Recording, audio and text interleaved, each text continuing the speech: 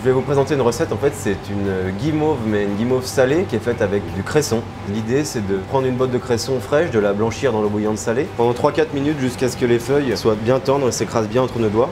Et après ces 4 minutes, on va le refroidir tout de suite dans un bain d'eau glacée de 3 minutes. On va les mixer pendant 3-4 minutes jusqu'à l'obtention d'un mélange bien lisse, bien homogène. Ce jus, on va le remettre dans une casserole. On va rajouter un petit peu de poivre, une toute petite pincée de sel. Donc là, on a fait un cul de poule avec de la glace en dessous pour que ça refroidisse très rapidement. On a donc 500 g de jus de cresson collé avec 5 feuilles de gélatine. On met le tout de suite dans le cul de poule. Et là, on va ce qu'on appelle vanner. C'est le mélanger comme ça, sans arrêt, dans la glace pour bien qu'il refroidisse très rapidement. Là, on a notre jus qui est bien froid, qui commence à prendre en jet, mais pas totalement. Et donc là, on va l'émulsionner pendant 10 minutes.